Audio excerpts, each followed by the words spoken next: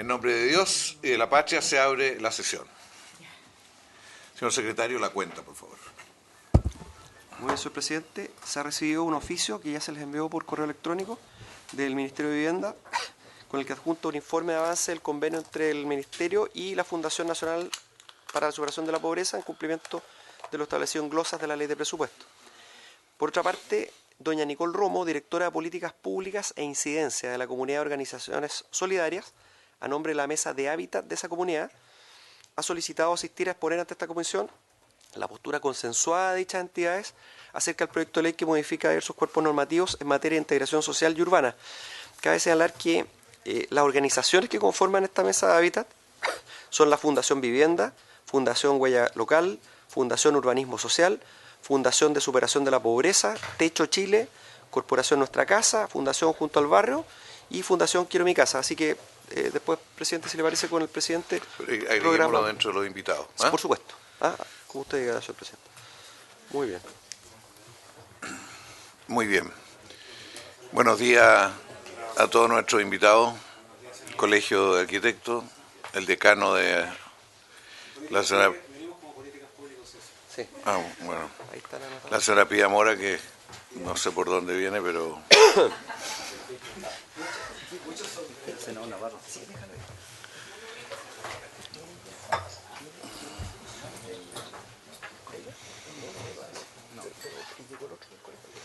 Bien, vamos inmediatamente, le ofrezco la palabra al Colegio de Arquitectos en primer lugar, si le parece.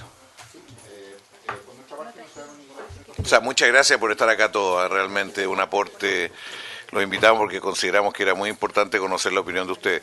Aprovecho a saludar a la delegación de Coronel, que vamos a conversar al final de esta audiencia con ustedes. Muchas gracias también por estar acá. Presidente. Quisiera ceder la palabra al Instituto de Políticas Públicas porque ellos traen una presentación y que puede abrir la discusión hacia otra área. Como usted diga, entonces. Don Eduardo Brechani.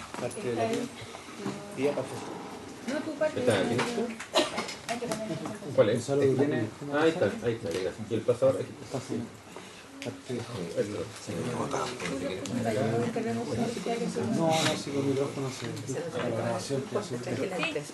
Bien, vamos nomás. Señora Pía, deje a don Brechani. Okay. Deje a don Brechani. Muchas gracias, senador. Gracias. Perdón. Muy buenos días, muchas gracias por la invitación, senadores, senadora.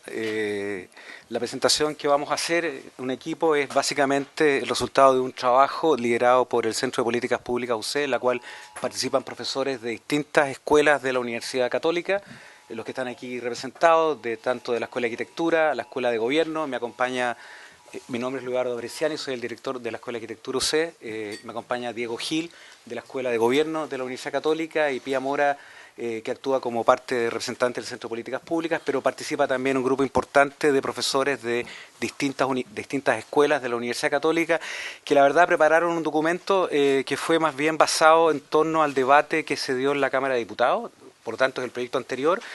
Por lo tanto, muchas de las recomendaciones que están acá surgieron de esa discusión, aunque nos hemos concentrado más bien en el proyecto que está en discusión hoy día en el Senado. Básicamente los antecedentes rápidos: lo que se trabajó en este grupo de la Universidad Católica fueron una revisión del proyecto de ley original, tanto del reglamento que el MIMBU dictó hace un par de semanas atrás respecto a zonas de integración social, dado que eran dos debates que se estaban dando en forma simultánea, etcétera. Respecto a las consideraciones generales, esto es representando más bien al equipo. Lo primero, se valoró fuertemente el esfuerzo del Ejecutivo de introducir un debate de un texto de ley en torno a los temas de integración social, no solamente por las propuestas que podían estar contenidas ahí, sino porque habría una discusión legislativa en torno a la materia. Y segundo, porque posicionaba en términos del debate nacional, al instalarlo en el Congreso, la discusión sobre la integración social y el acceso a vivienda, un tema relativamente crítico en el cual no solamente depende del gasto público, de subsidios, de las políticas públicas del Estado y el Gobierno central, sino también de la legislación. Sin embargo, se identificaron una serie de dificultades y tensiones. La primera es que el proyecto, dado que a pesar que el mensaje era un buen mensaje y se orientaba a resolver el problema de la integración social en términos amplios, claramente el proyecto de ley solo se concentraba en mecanismos de mercado, en este caso caso incentivos normativos para resolver el problema, sin mencionar otros mecanismos, que existían algunas contradicciones fuertes entre el mecanismo central planteado en el proyecto de ley y la agenda de descentralización y las potestades que hoy día tienen los municipios y particularmente los futuros gobiernos regionales, que se establecía solamente mecanismos de incentivo y no había mecanismos de obligaciones, es decir, que no dejaran esto radicado solamente en la voluntariedad de los desarrolladores inmobiliarios, y que además, después de varios estudios que se habían hecho, en términos de mecanismo, no presentaba una alta efectividad para por sí solo resolver los problemas de integración social y acceso a la vivienda.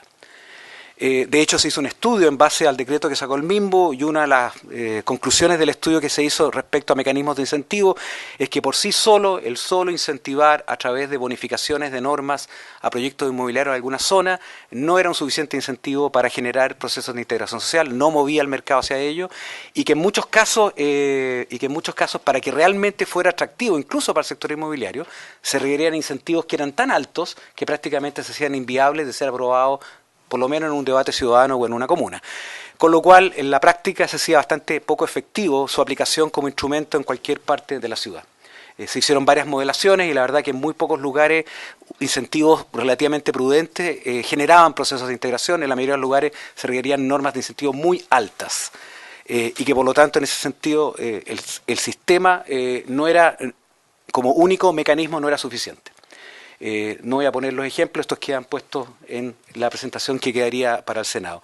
De ahí, básicamente, el análisis que se hace del proyecto de ley. Voy a dejar a Diego Gil, de la Escuela de Políticas Públicas, para que se refiera básicamente al tema de los mecanismos regulatorios y luego vamos a ver algunos otros mecanismos que sugerimos. Bueno, muchas gracias. Yo me voy a referir al principal instrumento que ha permanecido en el proyecto de ley, que es esta idea de zonas de integración. La terminología esta es la terminología original. Originalmente se llamó zonas de integración, donde se aplican beneficios urbanísticos a cambio de viviendas integradas. Después la terminología cambió hacia polígonos. Y hoy día ambos conceptos ya no aparecen, pero la idea sigue permaneciendo. Esta idea de que en determinadas áreas de las ciudades se entreguen beneficios normativos a cambio en proyectos de vivienda que incluirían viviendas subsidiadas. Un primer aspecto que creo que es importante notar es que no hay un concepto claro de lo que significa integración social urbana en el proyecto de ley. Y uno podría deducir la definición, o de lo que el proyecto de ley entiende como integración social, a partir de una norma que básicamente señala que la idea es incentivar la construcción de viviendas destinadas a beneficiarios de los programas habitacionales del Estado y que promuevan el acceso equitativo por parte de la población a bienes públicos urbanos relevantes. Es decir, se enfatiza la idea de integración como acceso a bienes urbanos relevantes. Nosotros proponemos en el estudio que hicimos que se establezca una definición más explícita de lo que se entiende como integración social urbana y que esa definición esté asociada a indicadores que sean cuantificables, que se puedan ir supervisando y monitoreando en el tiempo. Y el segundo aspecto que también señalamos en el estudio es que se releve la idea de integración no solamente como acceso a bienes urbanos relevantes, sino también como integración en tanto un aspecto que tiene que ver con la interacción social, con la posibilidad de que distintos grupos sociales se encuentren en la ciudad, puedan habitar juntos, se conozcan, etc. Y ese aspecto que tiene que ver con la mixtura social, con la cohesión social y con la participación en los beneficios que ofrece la ciudad, no está contemplado en el proyecto. Otro aspecto del proyecto tiene que ver con la idea de incentivar que proyectos inmobiliarios incluyan cuotas de vivienda subsidiada, digamos. Y el proyecto plantea que el Ministerio pueda establecer estos beneficios, digamos. Y nosotros decimos en el estudio, uno de nuestros argumentos es que el Estado, para que la integración social sea un objetivo alcanzable, se requiere un Estado fuerte. Y se requiere también que no solamente la política se base en incentivos, sino que también en obligaciones.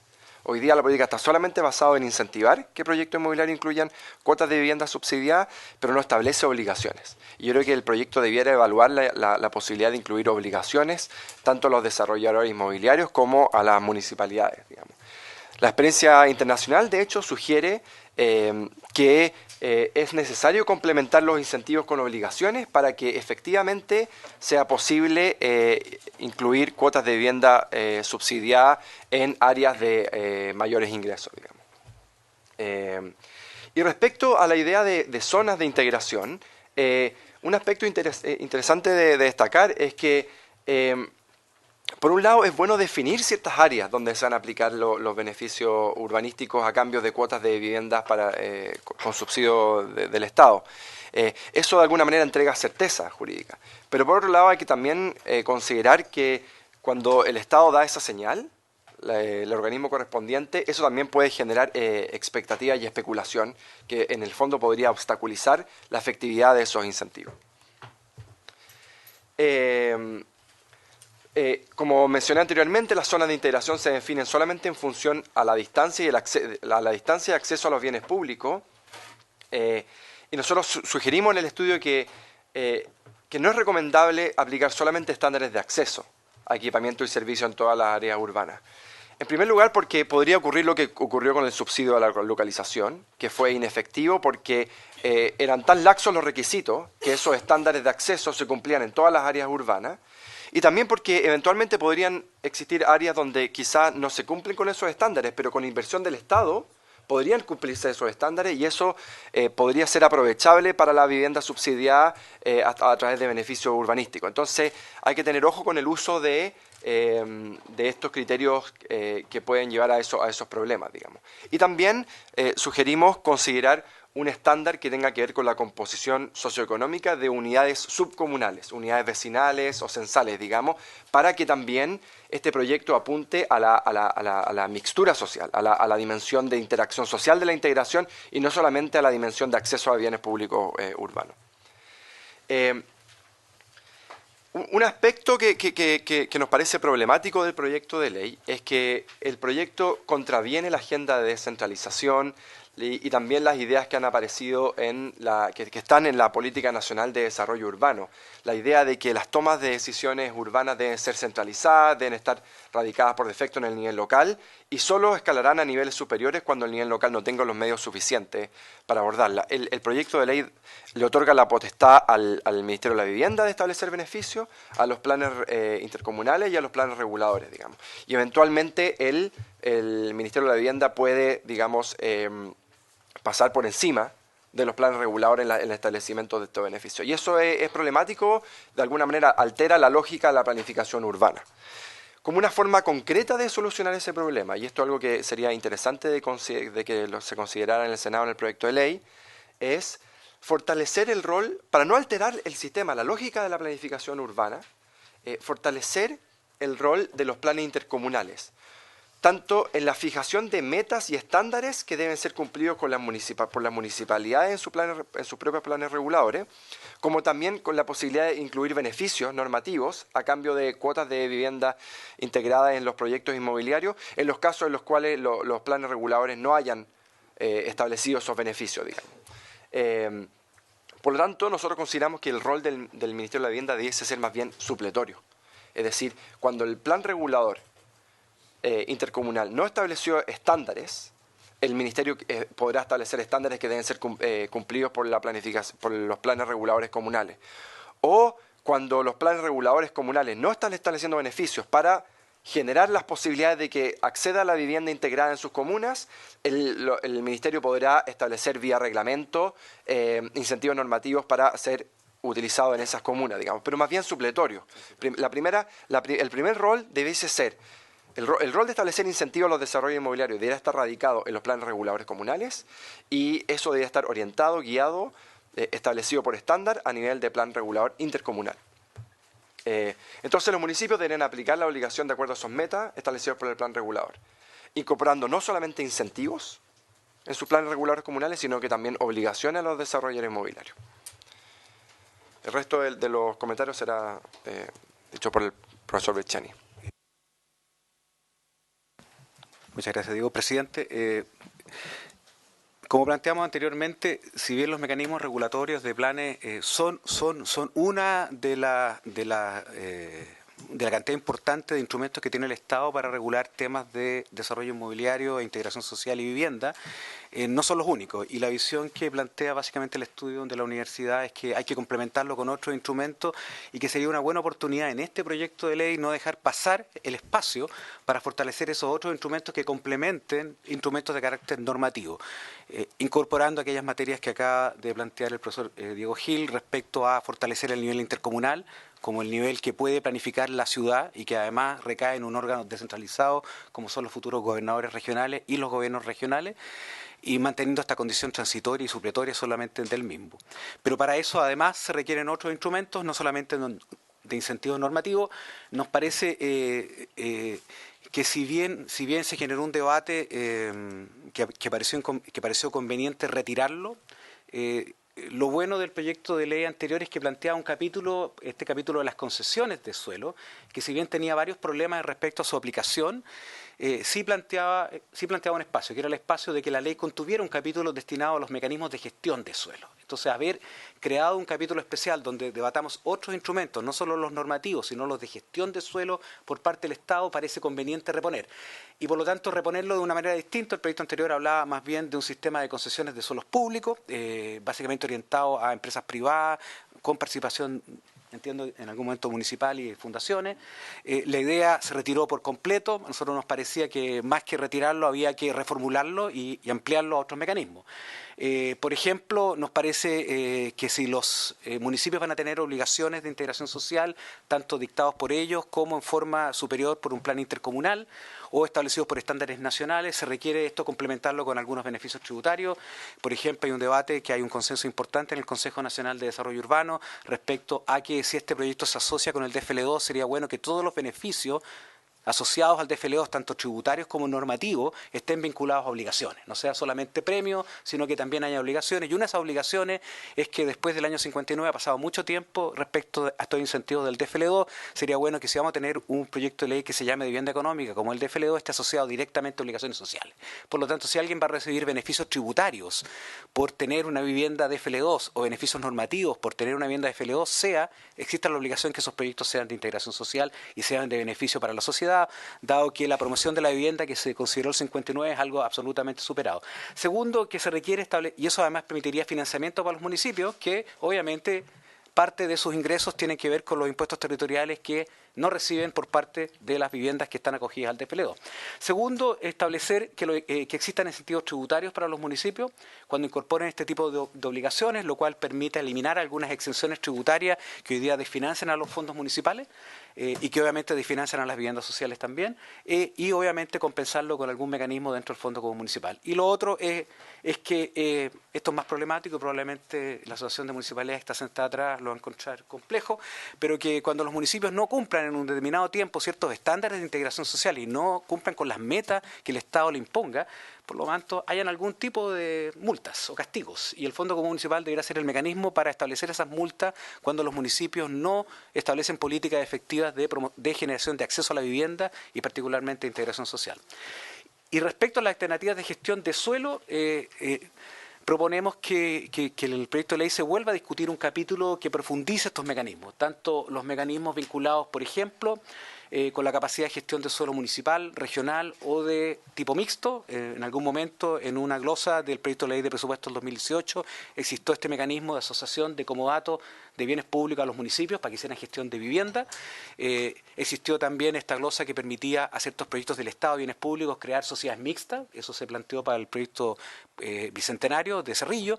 Por lo tanto, la posibilidad de reponer algunos mecanismos de bancos de suelo público donde todos los bienes del Estado, sin distinción, sean parte de un sistema integrado que permita hacer gestión y que permita, por lo tanto, que esos bienes públicos estén destinados a integración social, básicamente. Vivienda pública, vivienda en arriendo, vivienda en comodato, donde el Estado mantiene la propiedad, es fundamental. Para eso hay que tener un sistema, hay que tener un banco de suelo, hay que tener un sistema integrado y hay que tener esos mecanismos tanto de asociación público-privada mixta, como existió en Chile hasta la década de los 60, tanto de comodatos a municipios o a gobiernos regionales para hacer proyectos propios, o a fundaciones sin fines de lucro, como opera en la mayoría de los países del mundo, e incluso también en algunas asociaciones con el sector privado.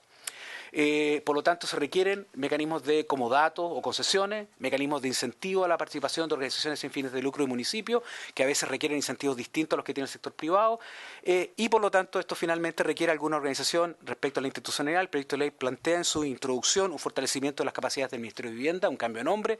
Nos parece que sería bueno en el tema de institucionalidad fortalecer las capacidades que hoy día tiene el Estado, en este caso de los servicios de vivienda y urbanización, los SERVIUS, respecto a esta capacidad de asociarse mixto con municipios, gobiernos regionales, empresas privadas o fundaciones sin fines de lucro para la gestión de proyectos habitacionales en bienes públicos y por lo tanto también reforzar sus capacidades de expropiación y de incrementar los bienes públicos que están ahí. Y solamente para terminar, algunos mensajes que nos preocupan respecto a la sensación de un cierto sesgo de ausencia de modelo de gobernanza. Nos parece que es muy importante que para avanzar en este proyecto de ley se cautele que los avances en integración social estén realmente vinculados a obligaciones y no queden sujetos solamente al mercado, que exista una visión sistémica de este tipo de instrumentos con los otros instrumentos que el Estado. Por eso nos interesa que esto no contradiga el sistema de planificación urbana que la misma ley general tiene. Y por último, que existan estos mecanismos de resolución de conflictos y de participación ciudadana que garanticen que incluso cuando el Ministerio de Vivienda pueda aplicar normas supletorias, transitorias, cuando los municipios o los gobiernos regionales no tengan normas de integración social, existan mecanismos que legitimen ese tipo de decisiones a través de modelos de consulta que garanticen que estas normas no sean conflictivas. Básicamente eso. Muchas gracias, presidente. Bueno, muchas gracias. ¿Quiere hablar ahora o entramos en el diálogo, reaccionamos frente a la propuesta? ¿Ustedes son parte de la propuesta también, el colegio? Entonces le ofrezco la palabra y vemos conjunto las dos. Sí, me gustaría solamente enfatizar algunos puntos que se han discutido en el colegio y que también se han discutido bastante a través de la prensa, que es alguna mala información, algunos mitos respecto a esta ley de integración urbana, de qué es lo que va a generar en la ciudad, referido básicamente al ejemplo de Estación Central, que se pudiera replicar en otras comunas, lo que dado como está la propuesta hoy día del Ministerio de la Vivienda, no es posible en un estudio técnico básico de cualquier oficina de arquitectura. Se puede establecer que las densidades que está proponiendo el Ministerio de la Vivienda, que son hasta un máximo de 800 800 habitantes por hectárea, son volúmenes que se pueden resolver fácilmente en edificios de 5 o 6 pisos sin ningún problema, en terrenos de 1.000 o 1.500 metros, que son los mismos terrenos en que están resueltas las megatorres de Estación Central, digamos. Entonces ese problema no existe. O sea, ese problema definitivamente no existe, y cuando las densidades están puestas con un máximo de 800, 600 y 400 habitantes por hectárea, según lo que está proponiendo el Ministerio de la Vivienda, hay muchas zonas que quedan exentas de ellas, zonas que tienen mejores condiciones urbanísticas para las inmobiliarias. Por ejemplo, el mismo mercado Matadero Franklin, donde hoy día se está desarrollando la Bienal de Arquitectura, tiene zonas de 1.500 habitantes por hectárea, digamos. Entonces, ahí no serían aplicables, pese a ser una zona de hiper buen equipamiento, hiper buena conectividad. Tiene 2 estaciones de metro, tiene un hospital cercano, tiene CEFAM, tiene espacios de ocio, tiene espacio comercio, etcétera, digamos. Ahí no se podría aplicar esta ley, y ahí comparto con que quizá ahí sí se podría obligar a las inmobiliarias a aplicar de alguna manera la integración social en estas zonas que tienen condiciones hoy día que las hacen mejor negocio no acogerse a la ley de integración urbana. O sea, hoy día es mucho mejor en el mercado Matadero Franklin no acogerme a la ley de integración urbana, porque no me veo obligado a incorporar un 20, un 30% de vivienda social, y construyo con la densidad existente, que son 1.500 habitantes por hectárea, que es mucho mejor que lo que podría proponer el Ministerio, digamos. Entonces ahí comparto plenamente que aún en zonas que estén incluso en deterioro, como está la zona del mercado Matadero Franklin, otras zonas son patrimoniales dentro del mismo matadero, pero zonas que están en franco deterioro, se debiera obligar también a las inmobiliarias a incorporar algún porcentaje de vivienda social en estas zonas que están tan bien localizadas como esas. o sea, solo como ejemplo, o sea, si el Ministerio está trabajando con 800 habitantes por hectárea, en un terreno de 1000 metros son 80 habitantes, son 20 departamentos de acuerdo a la ordenanza, eso se resuelve muy fácilmente en 4 o 5 pisos, sin ascensor o con ascensor, depende cómo lo quiera hacer la empresa constructora, digamos. O sea, quiero sacar de la discusión el tema de las megatorres, que ha sido parte de la discusión. O sea, eso no está incluido en esta ley. O sea, y tampoco está incluido la destrucción del patrimonio, porque el patrimonio está protegido por otras normas, digamos. La ley que está proponiendo el Ministerio puede alterar normas de los planes reguladores locales, no así, o sea, no puede alterar normas del Consejo de Monumentos Nacionales, digamos, eso no está en la ley. Y todas las propiedades patrimoniales están protegidas por las normas del Consejo de Monumentos Nacionales. Hoy día es muy difícil intervenir en zonas patrimoniales, digamos. Entonces también quiero entregar esa información para sacar también de la discusión, que ha sido bastante pública, a través de comités de defensa de barrios patrimoniales, que con esta ley se va a intervenir en estos barrios patrimoniales. Esos barrios patrimoniales tienen otros sistemas de protección. Y por otro lado, se da una circunstancia bastante especial y que es casi como una oportunidad histórica para el Congreso. Se está tramitando la ley de integración urbana, que invita a hacer una densificación apropiada en zonas bien conectadas y bien equipadas, bien equipadas, integración social, meter dentro de estas zonas bien equipadas y bien conectadas vivienda social obligatoriamente.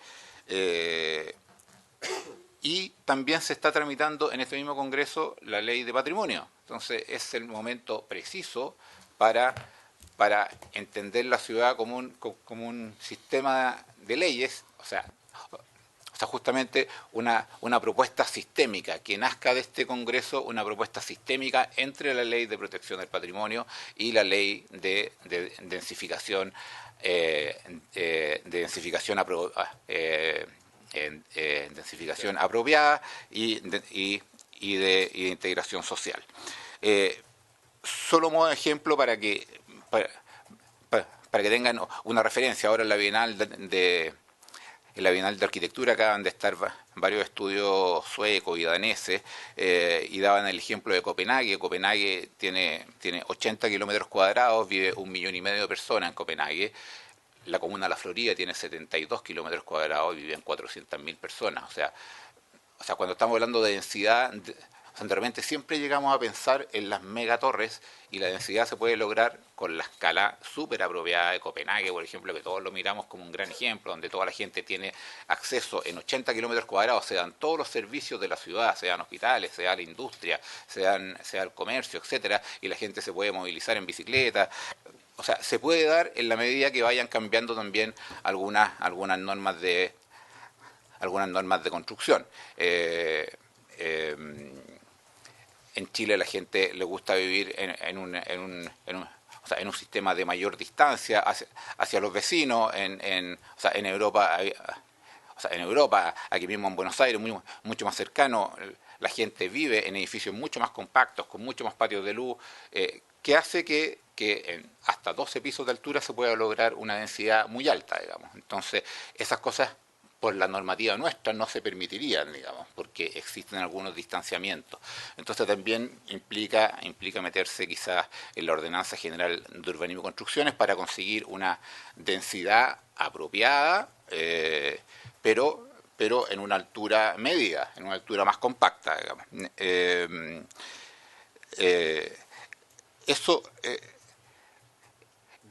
Eso y para terminar, quizá como mencionaba el equipo de la Universidad Católica, creo que es súper importante que esto esté integrado en los planes reguladores locales, pero sin embargo, todo el proceso burocrático de tramitación de un plan regulador local es tan largo, es tan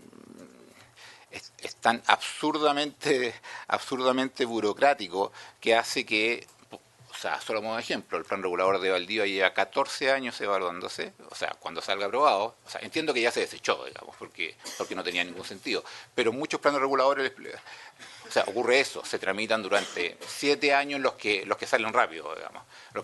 Entonces, cuando salen aprobados, ya salen desfasados respecto a cómo ha ido avanzando el transporte, a cómo ha ido avanzando incluso la tecnología, a cómo se ha ido moviendo la ciudadanía, a cómo ha ido cambiando los temas de inmigración, etcétera. O sea, cambian muchas cosas en 7 años, en 10 años, que es lo que se demora normalmente aprobar un plan regulador comunal.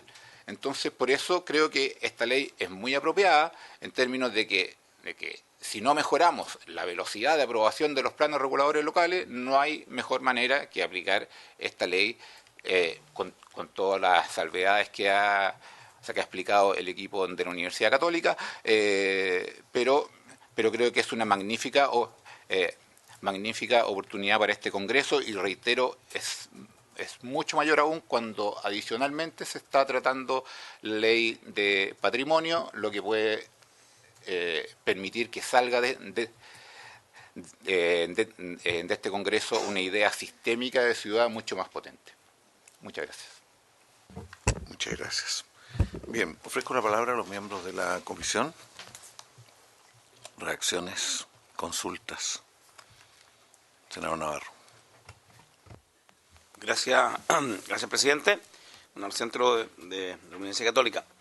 No hay política de suelo, eso está claro. Hemos reiterado durante décadas a los diversos gobiernos que el Ministerio compre suelo en las comunas, que permita que los municipios puedan tener capacidad de comprar, o el Ministerio, por el fenómeno que cada vez que se urbaniza lo que hace es subir inmediatamente el precio del suelo aledaño, y esto es una espiral creciente que perjudica, por cierto, al Ministerio, los costos suben.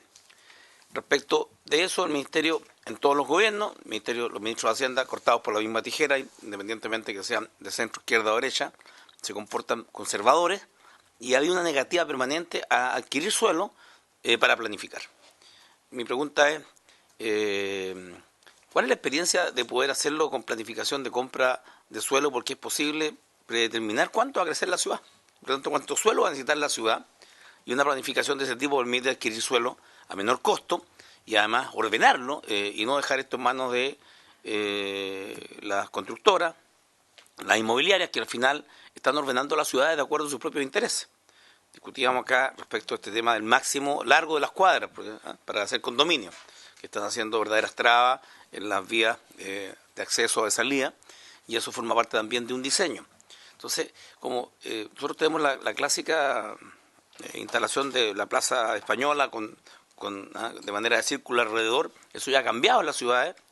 Entonces uno diría, ¿a qué modelo debería parecerse Chile si queremos desarrollar ciudades a escala humana, habitable, evitando los males del pasado, como son la segregación y particularmente el manejo del diseño de ciudad por parte inmobiliaria y no por el Estado? Yo he entendido siempre de que paradojalmente en esta área más Estado es más mercado. Es decir, cuando tenemos una regulación, lo que hace también es incentivar el desarrollo normado y regulado. Porque hasta ahora la queja de los desarrolladores inmobiliarios es que tienen poca norma, entonces, como hay poca norma, intentan hacer fuera de la norma lo que puedan y lo que está normado es poco. Entonces, en ese sentido, la pregunta es, ¿cuál es la sugerencia para un ministerio que se va a llamar Ministerio de Ciudad, Vivienda y Territorio? Territorio lo discutiremos en su oportunidad para la fusión, que es otro tema que va a estar pronto. Y lo segundo, en materia de vivienda social, los estándares de construcción, porque estamos discutiendo el suelo, y como el suelo llega a costar el 40% de lo que vale la vivienda, está claro que el estándar está determinado por el precio del suelo, porque gastamos mucho en urbanización y en particular en comprar el terreno. Entonces, ¿cuál es la relación internacional óptima entre precio del terreno y costo de la vivienda social? ¿Cuál es el equilibrio? ¿Cuánto debería costar el suelo? Porque si ahí tenemos un estándar alto de compra de suelo, la verdad es que todas las explicaciones de por qué las viviendas sociales son tan malas que hay que terminar demoliéndolas a los 3 años, hay una causa originaria. ¿Qué opina un poquito el centro de eso? Senador. Gracias, senador Navarro. Senadora Aravena. Para aprovechar de hacer todas las consultas juntas. Primero agradecerle a los expositores. Y yo tengo una pregunta para el centro de la Universidad Católica y también para el Ejecutivo. Lo primero respecto de incluir una definición explícita. Efectivamente, yo creo que todos concordamos en eso, que es importante darle un marco conceptual al proyecto de ley, que no está tan claro, si bien uno pudiera inferirlo por algunas declaraciones que hay. Y en ese sentido, ¿cuáles son los indicadores cuantificables que el centro propone pudieran ser incluidos en el proyecto de ley? Indicadores que permitirían poder efectivamente dar cuenta a mediano y largo plazo de la efectividad de la política pública, que creo que es muy importante. Y lo otro es un poco más complejo, pero igual lo voy a consultar, y si no se lo damos como tarea al equipo jurídico, y es que no tengo claro por qué, me imagino que no fue acogida bien el tema de las concesiones estas, y que fue retirada esa parte del proyecto. Y en mi opinión, en mi humilde opinión, porque no soy experta, pero a mí me parecía una muy buena alternativa que pudiera tener mejoras, pero no sé por qué se desechó y cuál es la postura del gobierno frente a poder reponerlo en este espacio y mejorarlo, sin duda, pero no desecharlo buena de primera, porque en mi opinión es un modelo que, según lo que la misma biblioteca nos ha presentado algunos estudios, ha sido exitoso en otros países del mundo.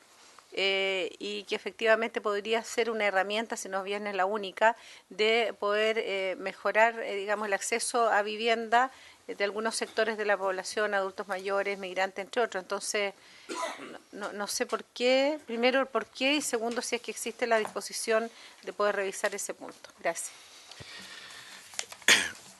Bueno, gracias, senadora. La verdad que yo valoro la propuesta del Instituto de la Católica. A mí me parece muy necesario aclarar qué entendemos por integración. De hecho, nosotros hemos pedido un estudio aquí a la biblioteca, que nos ha sido entregado ahora, sobre distintos conceptos que hay y que están en discusión, digamos, sobre qué entendemos por integración social. Me parece importante de que cualquier intento de esta naturaleza requiere un sector público con un rol más definido y claro. O sea, ese que también plantean ustedes. Me parece que el tema de quién ejecuta no es un tema menor, y la vida ha demostrado que termina siendo muy determinante, y aquí se insinúa una idea público-privada a partir de Cerrillo, el proyecto bicentenario, que al final no se implementó con ese modelo, y hoy día estamos con problemas. Comparto también varias de las reflexiones del colegio y particularmente la idea de flexibilizar esto. Esto tiene que ver más con los objetivos que con normas tan rígidas, o sea, depende mucho de los objetivos. Yo no quiero entrar en muchas, pero tengo dudas más generales sobre esto. Yo tengo la impresión de que estamos acercándonos a una crisis de la política de vivienda, primero, y una crisis que tiene que ver con un déficit creciente y una desfocalización inmensa. Hoy día se nos están filtrando una parte importante de los subsidios, se nos están filtrando a los grupos de inversión, a otros lados, se están yendo para el lado. Y el proyecto de reforma tributaria que hoy día se plantea aumenta el subsidio a vivienda hasta cerca de 5.000, 5.500 UF de valor de venta. Entonces ya la filtración, y teniendo mucho déficit, es absurdo que se le esté, si lo ha llegado que estar acá supiera toda la plata que se le está entregando a vivienda de 5.000, 5.500 UF, la verdad, y que se ha entregado hacia atrás también. O sea, el estándar de la vivienda chilena no es solo por falta de recursos, también tiene que ver con la dificultad para refocalizar. Creo que un gran desafío es alterar la lógica y el curso de las cosas. Eso es lo que estamos ahora. No creo que sea posible hacerlo con un proyecto de ley. Y ya lo hemos vivido. O sea, la respuesta sistémica lo hemos vivido acá. Por lo menos hay 2 personas aquí que les tocó participar en la ley de financiamiento urbano compartido y al final de buscar una cosa sistémica tan completa terminó matándose la idea. Al final no hubo una respuesta adecuada.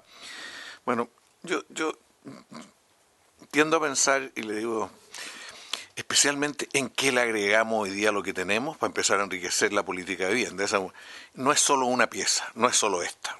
Yo creo que hay que pensar en otras piezas. De partida, toda la reflexión sobre los municipios, yo lo entiendo casi como una pieza adicional a esta. ¿Cuál es el objetivo de este proyecto de lo que hemos discutido? Para mí no está claro cuál es el objetivo. ¿Es integración? ¿Es suelo? ¿Es disminuir el déficit? ¿Es incentivar a los privados para ciertas cosas? ¿Cuál es el objetivo? ¿O cuáles son el conjunto de objetivos? Y yo la verdad que estoy, después de hartos años de estar en todo este debate, estoy mucho más por la idea de hacer algo que tenga una viabilidad en plazos cortos y que a partir de eso se genere algo más sistémico y permanente. Lo contrario, porque en esto, o sea, yo tengo en la cabeza harto la remodelación San Borja, por ponerlo así. ¿Ya? O sea, hay una opción pública fuerte y que hubo que vencer todas las barreras públicas, hubo todo tipo de resistencia, se sacó una iglesia y se dijo ya, aquí va un proyecto de integración, porque era un proyecto más proyecto de integración que es imposible, o sea, sobre todo en esa época de la ciudad. Me han dicho que la forma de hacerlo estuvo todo al borde de la ley, que uno de los gestores principales temió que después del golpe lo tomaran preso por toda la forma en que había tomado las decisiones de muchas cosas. Bueno, yo digo, ¿por qué en los próximos 2, 3, 4 años no se le da una facultad bajo ciertas normas a los ministros correspondientes para aprobar ciertos proyectos, digamos, piloto, por decir, no me gusta la palabra piloto, pero proyectos que incorporan respuestas nuevas a la ciudad? O sea, yo de todo lo que se plantea como ejemplo, creo que no hay mejor ejemplo que la comuna de San Joaquín, al borde sur del San Juan de la Aguada, en la zona industrial, por ejemplo. Esa zona industrial debiera comprarla ya al ministerio y decir aquí que era un proyecto de otro tipo, público-privado. O sea, no estoy diciendo que sea puramente público-privado. ¿Y cuántos proyectos estamos en condiciones de presentar en los 2 años que le quedan a este gobierno? Si en todo Chile serán 10, ya. ¿En cuántas ciudades? ¿En 3, 4? Veamos. Pero con esto sentar bases para después transformarlo en una respuesta sistémica. Estoy tratando de pensar pragmáticamente. Muchas de estas cosas se podrían incorporar incluso en la ley de presupuesto, incluso. Pero dado que se dice legislemos sobre esto, ¿por qué no buscar? Yo todo lo que plantea Alejandro, el senador Navarro, o sea, esto del suelo, sabemos cuál es el problema del suelo. Si el problema del suelo no es un problema de falta de creatividad, hay un problema de poder, primero, de voluntad política para esto y de instrumentos adecuados, porque aquí hubo banco de suelo, y no hay que olvidarse que hasta el 94, 95 en este país hubo banco de suelo. El problema es que se descubrió todo lo que implicaba eso, y aquí está uno de los que descubrió primero, que fue Eduardo Bricheni. O sea, no estamos hablando en abstracto, entonces no es llegar y resolverlo así. Entonces por eso yo estoy por acotar, tener un tiempo para determinadas cosas. Esa es la manera que estoy pensando que es lo que va a ser más viable esto. Si en Santiago, los 2 años que le quedan a este gobierno, se aprobaran 6 proyectos de esta naturaleza, fantástico. ¿Eh? ¿En qué terreno? Hay que ver qué proyectos le presentan al ministerio. ¿Quién los puede presentar? O el Servio con un municipio, o el Servio, un municipio y unos privados. O sea, buscar una manera más flexible. Yo estoy totalmente... La flexibilidad aquí es fundamental. Porque de repente puede dar un terreno que está no ubicado con ninguna de las coordenadas planteadas, que puede ser mucho más potente en el sentido de integrarse a la ciudad, al equipamiento, o sea, puede ser mucho más. Entonces no puede establecerse variables, más bien se trata de estándares básicos que hay que tener, de altura, de densidad, de equipamiento, de otras cosas. Bueno, esa sería una manera de pensar. Lo digo esto en voz alta no porque lo tenga tan decantado, sino para ver la reacción de usted. Le ofrezco la palabra a don Eduardo y el decano. Muchas gracias, senador. El presidente del colegio, perdón.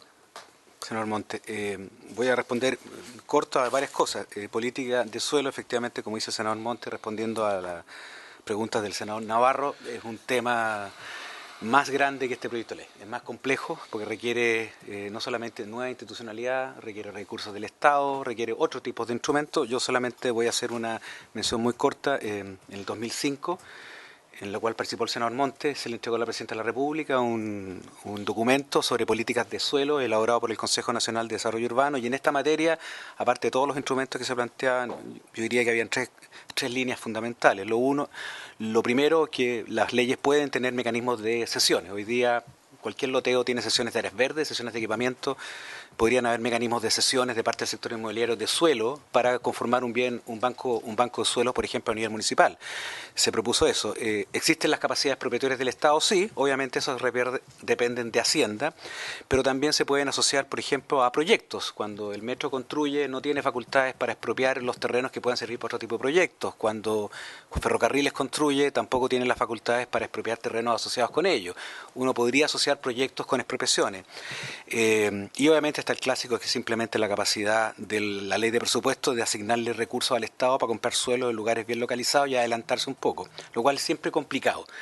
La ventaja de los sistemas propietarios es que, por último, no está sujeto a la negociación, uno consigna entre tribunales y paga el valor real y no el valor especulativo.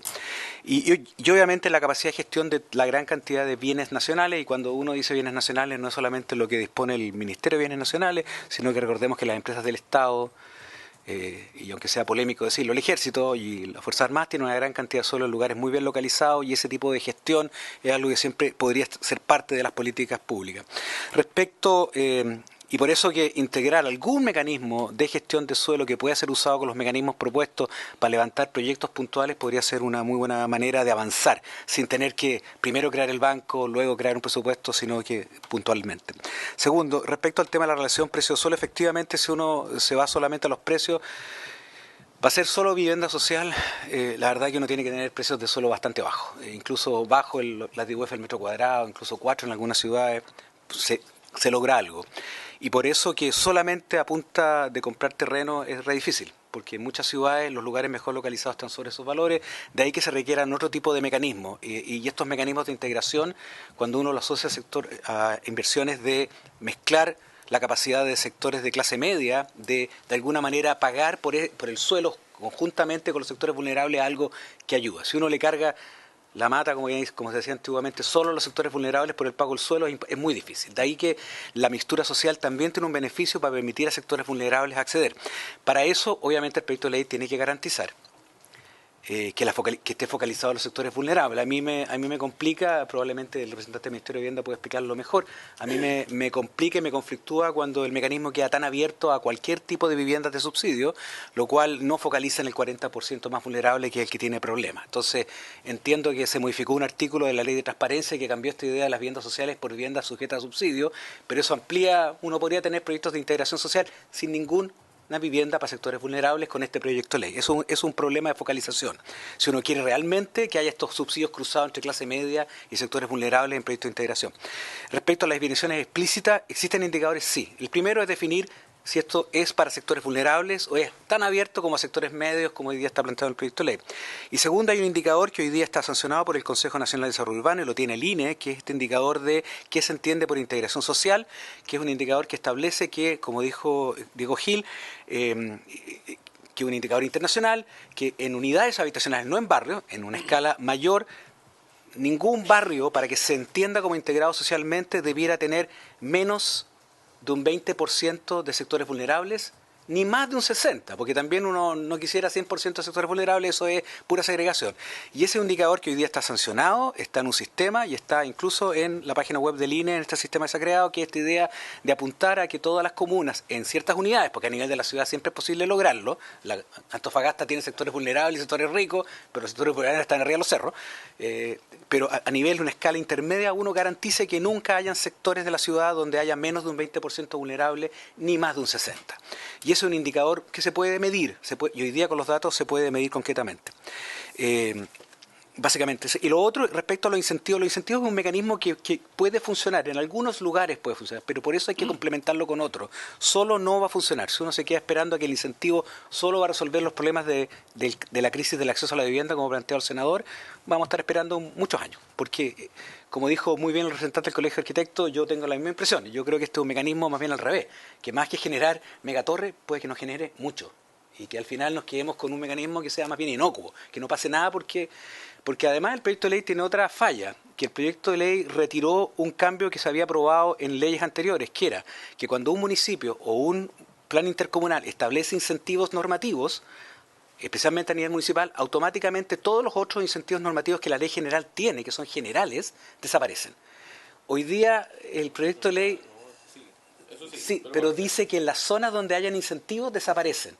Por lo tanto, podría ocurrir que en una comuna que se crea una zona de integración social en que uno le da incentivo al sector inmobiliario para construir proyectos, básicamente ese incentivo sea igual al que ocurre un par de cuadras más allá a través de conjuntos armónicos y otras normas de excepción que permiten hacer lo mismo. Entonces, al final se bloquea el incentivo. Entonces hay que tener cuidado con que si el incentivo se va a aplicar, sea un incentivo que realmente incentive, porque si no lo que vamos a ocurrir es, yo más bien tengo la impresión que no tengamos ningún proyecto, nos quedemos con 2 o 3 proyectos emblemáticos y punto. Se podría... sí, quisiera solamente complementar lo que dijo el profesor Bresciani a partir y comentar, partir comentando el último punto que hizo el senador Montes, digamos. Hay que comprender este proyecto de ley asumiendo que la potestad que tiene el Ministerio de la Vivienda para otorgar beneficios urbanísticos a cambio de proyectos en proyectos integrados, para estimular los proyectos integrados, es algo que ya está en la ley, en la legislación vigente, y que ya está reglamentado, el reglamento ya fue aprobado, digamos. Entonces es pilotear, probar gradualmente esa posibilidad de en qué medida los beneficios se pueden asociar, pueden estimular una oferta de vivienda inclusiva. Ya existe, ya está la legislación vigente, ya está reglamentado. Entonces el mismo ya tiene toda la posibilidad de hacerlo. Yo entiendo este proyecto de ley como un esfuerzo más comprensivo para dar una respuesta más sistémica al problema de la segregación social urbana. Y lo que hace el proyecto de ley es ampliar la batería de instrumentos que existen, que han existido y que se han utilizado tradicionalmente en Chile para tratar de promover el acceso a la vivienda de una forma más inclusiva. Lo del estándar, y esto tiene que ver con lo que comentaba la senadora Aravena, no es solamente un aspecto conceptual, es que y en esto se ha ido generando un montón de evidencia a nivel comparado. En Chile todavía la evidencia cuantitativa es bien limitada de los tremendos beneficios que tienen económicos y sociales de generar vivienda integrada. O sea, para familias de bajo ingreso, estar bien localizados, tener la posibilidad de interactuar socialmente con otro grupo, puede generar enormes beneficios económicos y sociales en el futuro. Y eso está bastante acreditado en la literatura reciente. Entonces, utilizar indicadores que apunten a esa idea y entregarle más baterías de instrumentos a las agencias públicas, a los organismos públicos responsables de esto, es un aspecto muy importante. Yo creo que es el gran desafío de este proyecto de ley. Y este proyecto de ley básicamente introduce de forma sistémica dos mecanismos. Bueno, uno, porque en la Cámara se cayó el segundo mecanismo. Dos instrumentos que han sido extensamente usado en muchos países del mundo que han intentado resolver este problema y que han tratado de dar pasos relevantes en pos de la integración social. Entonces lo que yo creo que primero la vía regulatoria, la idea de establecer obligaciones asociadas a incentivos a través de mecanismos de planificación urbana para estimular la oferta de vivienda social en zonas de alto ingreso. Eso se utiliza en todas partes, en el país insignia del capitalismo, en Estados Unidos, la mayoría de los estados de Estados Unidos y cientos de comunas en Estados Unidos utilizan esos instrumentos que se llaman zonificación inclusiva, que obligan a desarrollar inmobiliario e incluir cuotas de vivienda en esos proyectos. Aquí no ha alcanzado a llegar los proyectos. Antes de llegar acá hay tal protesta y tan amplia la protesta que no ha alcanzado a llegar ni siquiera al Congreso, ¿no? Claro, si es que 5% de integración. Ok, pero si es que el MIMBU, con la habilitación legal que ya tiene y con el reglamento, empieza a generar esa cultura y nos empezamos a demostrar que eso es posible, eso debiese recogerse en el proyecto de ley y integrarlo y sin alterar el mecanismo, la lógica de la planificación urbana que ya existe, digamos. Por eso a mí me parece muy central esta idea del rol de la planificación intercomunal, que genere estándares para los municipios y para que sean los municipios los que a través de sus planes reguladores... Esa es la vía regulatoria que en la lógica siempre supone que el municipio va a ser el que va a establecer esos incentivos a través de los planes reguladores, idealmente de acuerdo a estándares que están establecidos a un nivel más supracomunal, que en este caso idealmente sería la planificación intercomunal. Y de hecho el proyecto de ley ya lo reconoce y incluyó en el artículo 27 esta idea de que el municipio debe, cuando cambia los planes reguladores, incluir esos beneficios urbanísticos. Esa es la primera vía, la primera batería de instrumentos que se usa en todas partes en el mundo y que la idea es integrarlo al sistema chileno. Y la segunda son estos mecanismos de gestión de suelo, que estaba incorporado también en el proyecto original, que se cayó por diversas razones, imagino, pero yo creo que el Senado tiene la oportunidad de incorporar también una respuesta sistémica al problema desde mecanismos de gestión social. Y respondiendo a las inquietudes que planteaba el senador Monte de la focalización, un problema que tenía la forma en que estaba regulada las concesiones originalmente es que no establecía la cuota de viviendas de arriendo para sectores vulnerables que digan incluir esos proyectos. Entonces el Senado quizás lo que podría hacer para fortalecer ese instrumento y para hacerlo consistente también con la crisis habitacional de la que hablaba el senador Monte es recuperar esa idea de gestión de suelo y fortalecerla. Y incluir un elemento, una condición, un requisito claro de focalización, de manera de que esos instrumentos generen una cuota relevante, esos proyectos tengan una cuota relevante de viviendas vulnerables. Gracias. Representante del colegio, después terminemos. El colegio de arquitectos, que es una pregunta, pero luego. Okay. Gracias. Respecto al objetivo de la ley que decía el senador Monte, para mí es súper claro, integración social, permitir que más gente de bajos ingresos pueda vivir en zonas mejor localizadas, mejor conectadas, digamos. Eso, perdón, quiero aclarar un punto antes. Yo trabajé durante un año en el Ministerio de la Vivienda como jefe subrogante de gestión urbana, por eso conozco más algunos... ¿En el actual periodo? Sí, en el actual periodo, de marzo 2018 a marzo 2019. Luego, por razones personales, me tuve que retirar. Entonces, por eso conozco algunos aspectos más como internos, digamos, del tema. Respecto a la gestión de suelos, hay también un mito de que la vivienda social permite, no sé, 2 UF el metro cuadrado, 4 UF el metro cuadrado. La vivienda social permite cualquier desarrollo inteligente de una propuesta de gestión de suelo. Y lo planteo porque durante mi paso en el Ministerio de la Vivienda le planteamos al CORE de Antofagasta la compra por parte del CORE de Antofagasta de un terreno en el centro de Antofagasta, tremendamente bien localizado, digamos, a 5 minutos a pie de cualquier cosa. Costaba 200.000 UF el terreno, 20 UF el metro cuadrado. 20 UF el metro cuadrado. Y el tema es que el CORE lo tenía que licitar después a constructoras para que le pagaran. ¿Ah? Claro, pero lo compraba el CORE y se lo traspasaba al Servio. El CORE ponía los dineros, digamos, y se lo traspasaba al Servio. El Servio tenía que licitar este terreno, pero recibía en pago las 200.000 UF, pero construidos en metros cuadrados de vivienda social.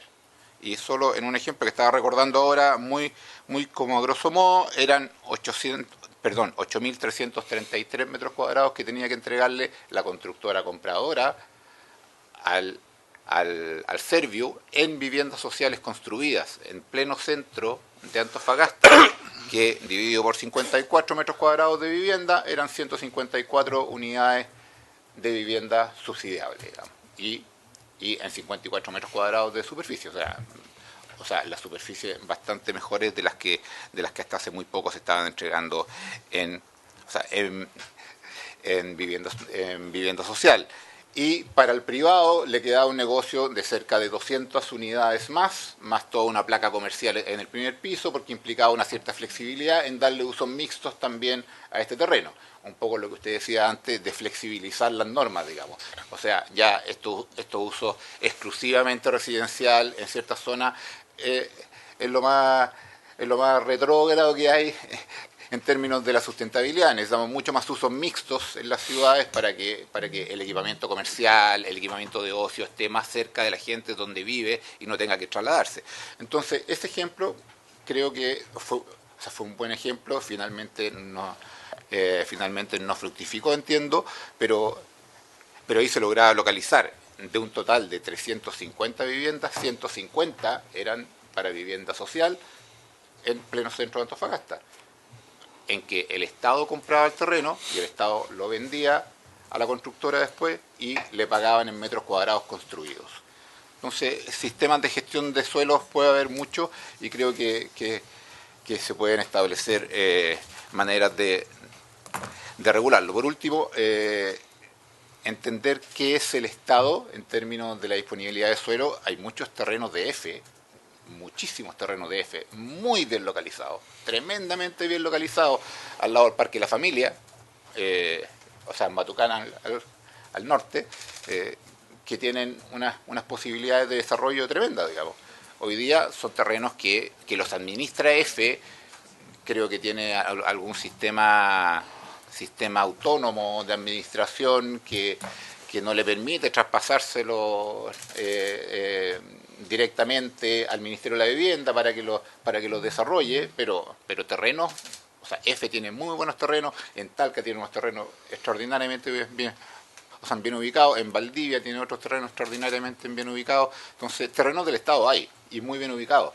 Lo que pasa es que entendemos por Estado, si es que estas empresas que tienen cierta autonomía son también parte del Estado o no. Lo son. Muchas gracias.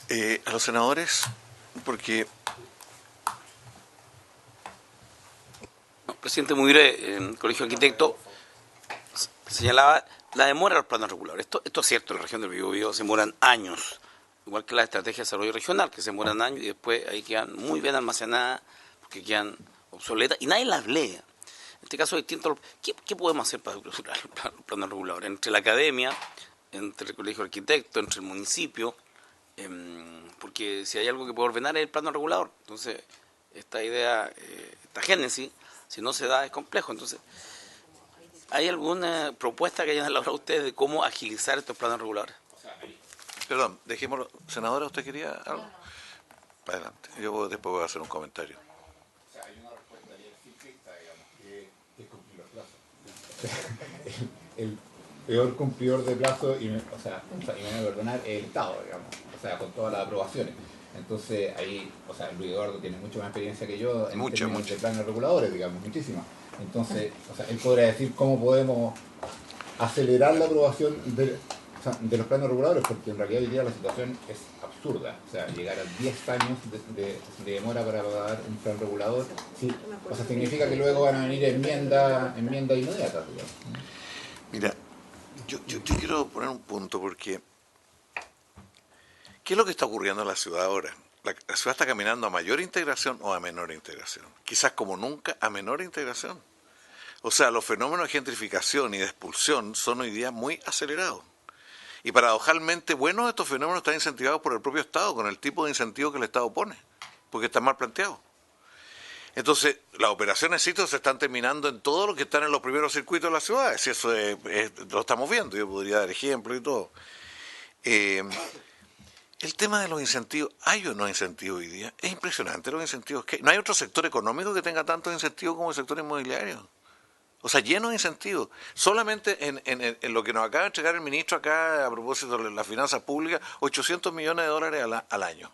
Solamente en eso.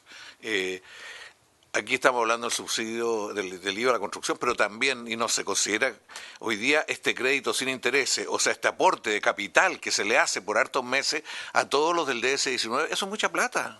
Si le pusiéramos intereses, veríamos cuántos subsidios ni siquiera se contabiliza como subsidio, como franquicia tributaria. En fin, podríamos... Entonces, a mí lo que me pasa es que el tema del suelo yo lo vengo discutiendo años, años. Y el problema es que esto no es solo de voluntad y de gana y de ver el problema, se ve. Chile tiene, el día que no digamos ya basta con parcela de agrado, todo lo demás, no poesía, no porque son bonitas, pero todo lo demás es buenas intenciones nomás, si se siguen liquidando todas las ciudades de Chile con las parcelas de agrado a los alrededores. Y las 3 veces que se presentaron antes, las 3 veces no alcanzan a salir de una comisión. Y el tema... A mí el tema de la organización de la demanda, porque yo creo que es un problema bien serio de Cerrillo y de otros proyectos. O sea, haberle entregado al privado la organización de la demanda es una cosa inconcebible. O sea, dígame, ¿en qué país del mundo la demanda la organiza el privado? O sea, el DS-19 tiene un defecto gravísimo porque define las dos demandas, la de los sectores medios y la de los sectores más vulnerables, ambas. O sea, define qué persona entra al proyecto. A ese nivel, y el tipo de selección que hay es de una arbitrariedad, Eduardo, que no habría que consultar un rato para ver quiénes entran. ¿Tú sabes cuándo se define quiénes tienen derecho a los subsidios, incluso y todo? Al final, o sea, el ministerio es el último que conoce, ni siquiera tiene información. O sea, no solo no selecciona con criterios públicos, sino que ni siquiera tiene acceso a la información. Es una distorsión que en realidad tuvo que ver con un pronunciamiento de la Contraloría a propósito de Cerrillo. Creo que todas estas cosas hay que reorganizarlas en un nuevo orden de estas cosas. El financiamiento no da para más, el modelo de financiamiento. El modelo de financiamiento individual no da para más, y sabemos eso. Entonces, yo digo, tenemos y cambiar esto va a costar mucho, porque aquí hay lógica, escuelas, visiones, etcétera. Necesitamos, yo creo, meterle al sistema un instrumento que empiece a cambiar la lógica, ese por lo menos, que no va a ser tan sistémico, yo creo, que no puede suponer tantos cambios en todos los factores como para decir se hace viable, sino cómo le abrimos camino a proyectos de otras características que muestren otras maneras de construir ciudad. Y quiero decirle que la ciudad ¿por qué antes la ciudad se hacía integrar sola? O sea, me pregunto, ¿por qué esa ciudad sola? Sin ningún de estos tipos de incentivos. Yo creo que el tipo de intervención que ha habido en vez de ayudar a o sea, yo le digo la comuna de Peñalolén o la comuna de La Florida, nadie se propuso hacerla integrada. Y son de las más integradas que hay en el país. O sea, ¿y por qué? Y seguimos a lo largo de Chile, también deben haber en regiones, muchas ciudades integradas. Entonces, hay algo. Yo lo que quiero terminar diciendo es que ojalá que le diéramos más vuelta con con la academia, con ustedes, cómo lo hacemos de tal manera de poder dar un paso sólido en la perspectiva de muchas de las cosas que ustedes plantean, pero o sea, si pretendemos cambiar el conjunto para meter una pieza nueva al sistema, yo creo que eso, por lo menos algunos vamos a estar ya en otra parte. Pero necesitamos también meterle lo antes posible esta pieza. Creo que otra cosa es el municipio. Yo estoy convencido que tiene que haber un espacio en el presupuesto para que los municipios tengan conjuntos para arrendar o para cumplir políticas sociales. Qué absurdo que no se haya hecho antes, pero hay una inmensa... Antes se resolvía esto por el 5% habitacional. Y se terminó el 5% del 5% de toda la producción que daba para que el Estado resolviera a quién se le entregaba. Y de repente se desarmó eso, pero lo que no quedó nada. Por lo tanto, ahora los municipios... ¿Quiénes son los que más incentivan las tomas? Que eso no lo dicen los estudios. Son los propios municipios. ¿Dónde mandan a las familias con problemas los municipios? A lugares donde hay tomas, y le puedo dar... Conozco por lo menos 2 casos. Porque no tienen otra alternativa a la asistencia social. Entonces hay un problema de crear instrumentos. Pero eso es otra discusión que es distinto a esta discusión. Esta es una pieza, creo yo, podría ser una pieza física. Tal como está medio camino entre ser un cambio sistémico o una pieza adicional. Yo preferiría optar, le digo a Luis Eduardo que hemos estado en tantas discusiones, claramente estas piezas normalmente no se definían en leyes, se definían en decretos, ¿no es cierto? Pero si queremos definirlo en ley, tratemos de facilitarlo y dándole facultades a un personaje político, que es el ministro. O sea, que el ministro represente en un proyecto bien armado con su conjunto y el ministro diga sí o no. ¿Por qué la autoridad política no va a poder tener ese tipo de capacidad de decisión? Después de un tiempo lo estabilizamos institucionalmente y todo lo demás, pero partir de esta manera y romper la lógica al tipo de solución. Pero en fin, ustedes dijeron que tenían un estudio del instituto que seguramente... Con todas esas facultades a Monte le encantaría ser ministro de Vivienda. Antes no. Ya. No, menos. Oiga, el estudio que ustedes indicaron, hay un estudio, ¿no es cierto? ¿Será posible tenerlo, señora Pía? Ya. Pero déjenos leerlo primero y después lo... Sí, yo sé. Sí, estoy hablando de la comisión aquí, para que no me rete...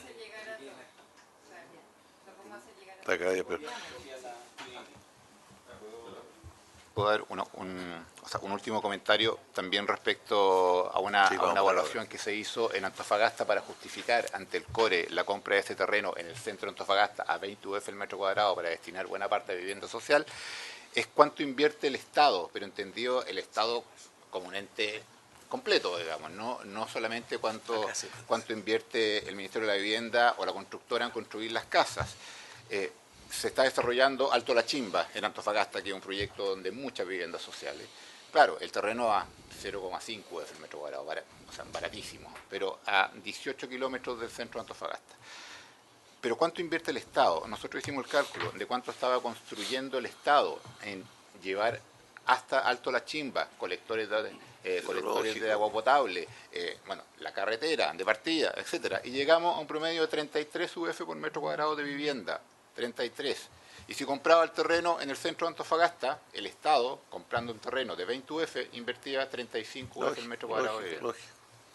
Entonces, no es el precio del terreno, finalmente. Es cómo se evalúan socialmente los proyectos, y eso es un tema que nosotros estamos atrasadísimos, y no consideramos ni la educación, ni la salud, ni el desplazamiento, ni nada, entonces tomamos solo la vivienda. Esto si usted me pregunta en el Ministerio de Desarrollo Social, hace años que lo llevan investigando, pero no quieren modificar el marco y los conceptos para evaluar socialmente los proyectos. De hecho, en ese ejemplo, el Ministerio de Salud no quería instalar un CEFAM porque era poca gente, entonces iba a instalar un consultorio móvil, digamos. Pero en el centro de Antofagasta tenían el hospital a 5 minutos. Eso está claro. O sea, pasan muchas cosas.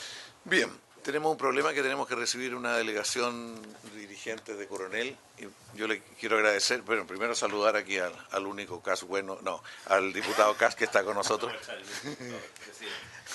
Gracias por la salud.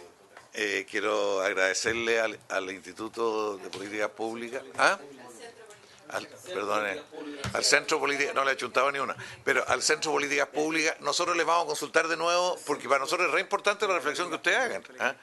como decía en algún momento la Católica, ya que lo público no se está pensando mucho desde lo público, es bueno que la Católica esté un poquito pensando lo público. Yo creo que es clave conocer los estudios y a su vez poder conversar de nuevo a propósito de este proyecto, porque nosotros tenemos que tomar decisiones, ¿eh? Y tal como está el proyecto no nos convence no por lo que se discutió en la Cámara de Diputados, sino por el rol que juega en la actual etapa de crisis de la política de vivienda. Ese es todo el tema, y de la gran cantidad de recursos que el Estado está poniendo en subsidios y que no logramos reorientarlo. Hoy día toda la oferta, ¿cuál es la oferta de vivienda que hay hoy día? Para segmentos que no tienen déficit. Se nos está yendo toda la oferta por sobre los 6.000 y 7.000 UF, algo no está bien. Entonces tenemos que pensar eso. Bueno, yo le agradezco mucho y por haber llegado a esta ciudad, y vamos a tratar de convocarlo probablemente. O en Concepción, esa es otra posibilidad. Bien, muchísimas gracias. Y al Colegio de Arquitectos, muchísimas gracias. ¿Usted no es el presidente o el presidente? No, yo soy tesorero. Ah, o sea, Es importante. Está importante. es más que... No. Ay, ¿por qué no dirige usted un poquito? Venga acá. Usted me comprometió a eso. Sí, yo tengo que ir.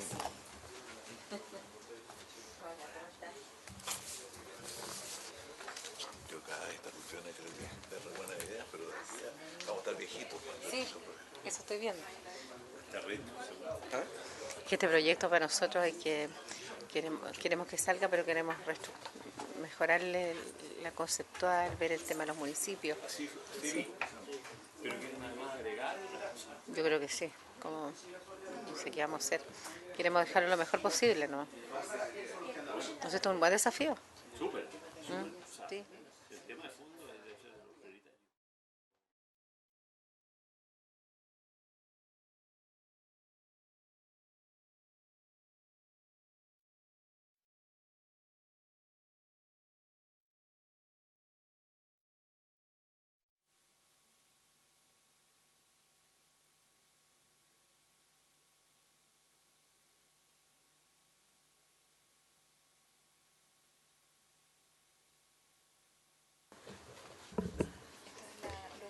Gracias. Nos va a corresponder me va a corresponder dirigir lo que queda de la reunión, darle las gracias al senador Navarro, sí, por la oportunidad que tenemos de escuchar nuestras visitas de coronel. Yo le voy a pedir, le voy a dar la palabra al senador Navarro para que haga una introducción de lo que vienen a exponer nuestros invitados y luego les damos paso a... ¿Dónde están los nombres de la...? Aquí los tengo, Presidenta. Ya, entonces... Bien, senador quiero Navarro. agradecer a la comisión, particularmente también a nuestro presidente, senador David Sandoval. Nos comunicamos telefónicamente el día viernes, después de una larga conversación con Marta Molina, que es la presidenta de Paso Seco Sur 5. Dada la gravedad de los hechos, concluimos en que era muy, muy importante que tanto el Ministerio que nos acompaña con sus funcionarios permanentes, poder transmitir directamente a la comisión, dada la gravedad de los hechos. Nos acompaña Juan Valenzuela, Bárbara Garrido y un grupo de vecinos que son propietarios de estas viviendas. Muy reducidamente, esto récord de Guinness, en mi opinión, de cómo hacer mal las cosas. Paso Seco Sur, en Coronel, ya apunta a 506 viviendas demolidas con una antigüedad de 3 años, es decir, viviendas con subsidio que tuvieron que ser demolidas a los 3 años de ser entregadas a sus propietarios, quedando el último sector, Paso Seco Sur 5, en evaluación con las dificultades que se van a señalar. En los casos anteriores ya se han construido viviendas de mucho mejor estándar, la gente la ha sufrido, la ha pasado mal, y efectivamente hoy día están terminando Paso Seco 4, viviendas de mucho mayor estándar, como deberían haber sido al principio. La situación de Paso Seco Sur es de tal gravedad que yo quisiera que los propios dirigentes, presidenta, le explicaran en qué están. En mi opinión, la situación es más que crítica y requiere medidas inmediatas y urgentes. Por tanto, Marta, sí, te presentas y comienza la exposición. Bueno, mi nombre es Marta Molina, yo soy presidenta de la Junta Vecinal Los Laboreos Paso Seco 5. Nosotros le hemos pedido al senador la audiencia con ustedes porque es uno, como siempre hemos dicho, como de la última instancia que tenemos. Nosotros, si bien somos 150 familias divididas en departamentos de 4 blocks cada familia, como ustedes pueden ver ahí, nosotros somos 129 familias que venimos del terremoto. Nuestras casas fueron producto de la naturaleza abajo y los terrenos inhabitables para volver a construir, puesto que en muchas viviendas de estas pasaron grietas y no se puede volver a construir porque el terreno está inhabilitado producto del sistema de la naturaleza. Si bien nosotros somos 4 viviendas, box de 4 viviendas, porque ustedes pueden ver, se ven bonitas por fuera, pero nuestra realidad interna es diferente. Usted, al momento de la firma de los subsidios, se vulneraron los derechos de los discapacitados, donde en ninguna parte puede ser eso. ¿Por qué? Porque se les pidió a la familia que renunciaran a dicho derecho, porque la constructora Incovesa no construía para discapacitados. Las casas eran para personas normales, donde muchos firmamos casas pareadas y tuvimos 4 viviendas en vez de 2. Aprovecharon los terrenos cobrando un subsidio igual de altura, porque estos son departamentos. Como ustedes pueden ver en la proyección, la familia del primer piso entra por el frente, donde tenemos derecho al patio de adelante y al de atrás, y la familia de arriba entra por el costado, donde por el costado nosotros pasan todos nuestros servicios básicos, los ductos de ventilación. Nosotros, chiquillos, hoy día no tenemos privacidad para nada. No hay privacidad para nada. Nuestras casas, aunque parezca chistosa, la hemos comparado a la casa del Rumpi.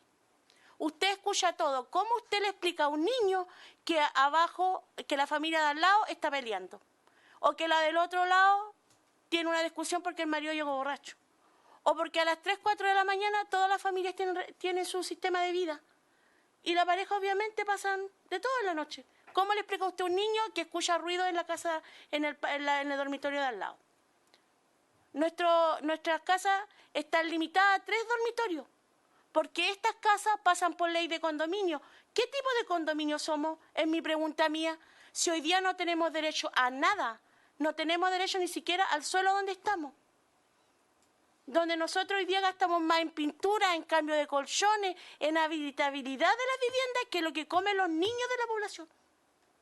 Donde hay 5 niños en una casa con 3 dormitorios, donde viven 7 personas.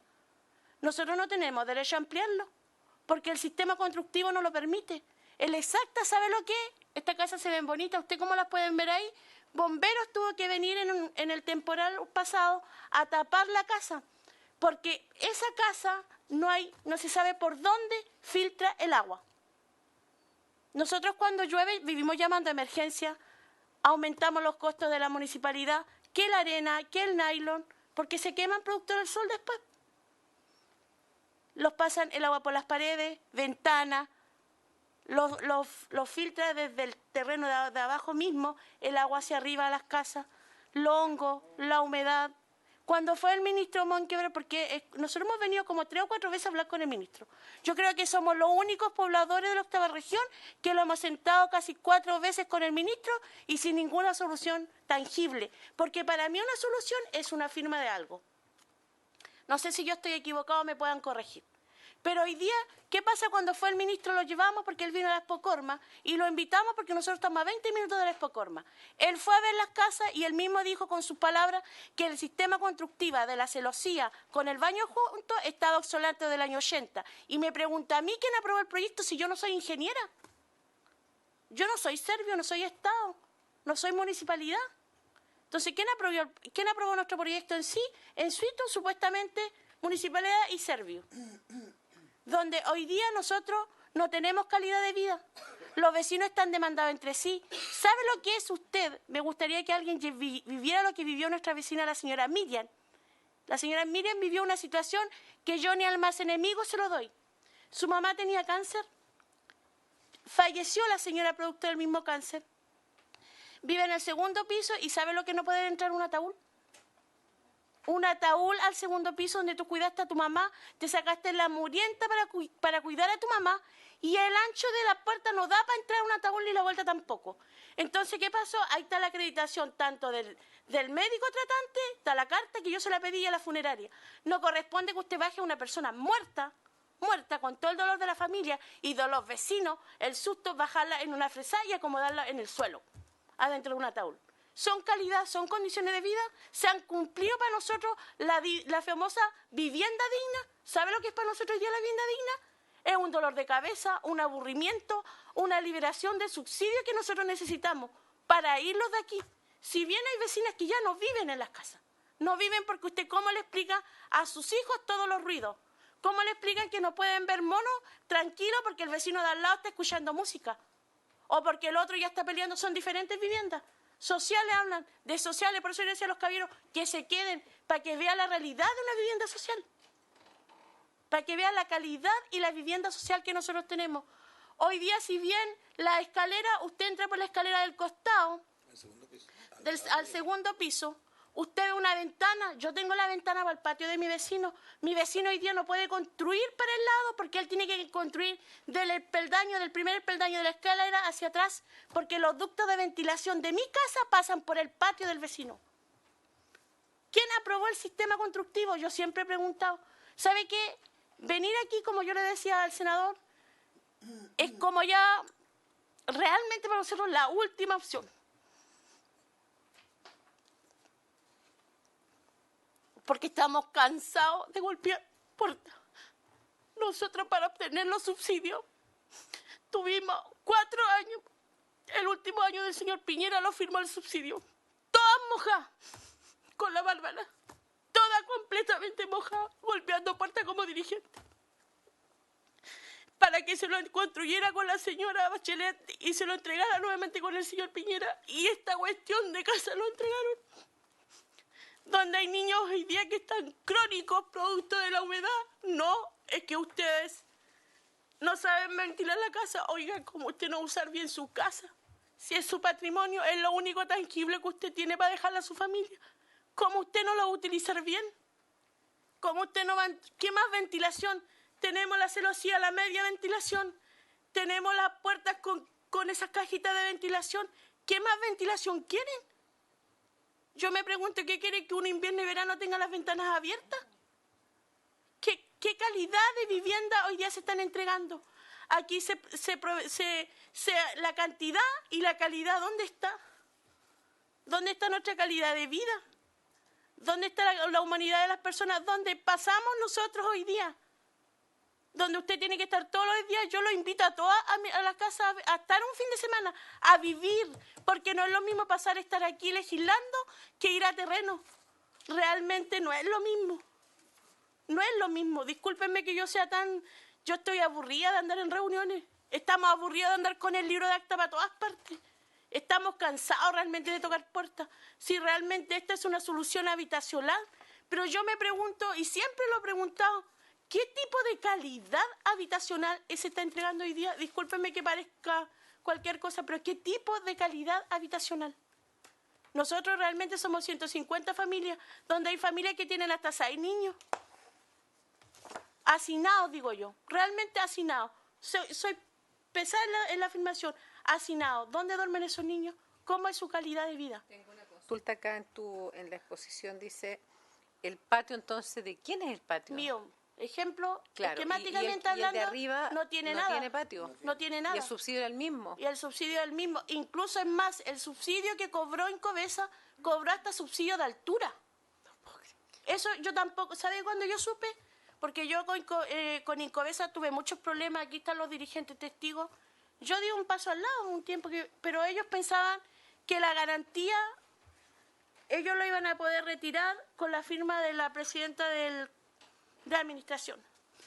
Yo le dije al señor Vera que yo iba a ser su peor pesadilla, que yo le iba a cobrar esos 75 millones. Si bien esos 60 millones y los 5.000 que se le cobraron a la EGI no los sirve hoy día para realmente nada, porque son como 400 y tantos mil por familia, y de acuerdo a la ley no se le puede entregar una Giscard para reparación de las casas, porque se tiene que licitar esa plata para poder reparar. ¿Y con qué quedamos nosotros? Con nada.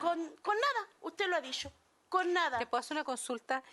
¿Son 506 viviendas las que se entregaron inicialmente? Nosotros somos 150. Esas son las que quedan que no se han solucionado. No.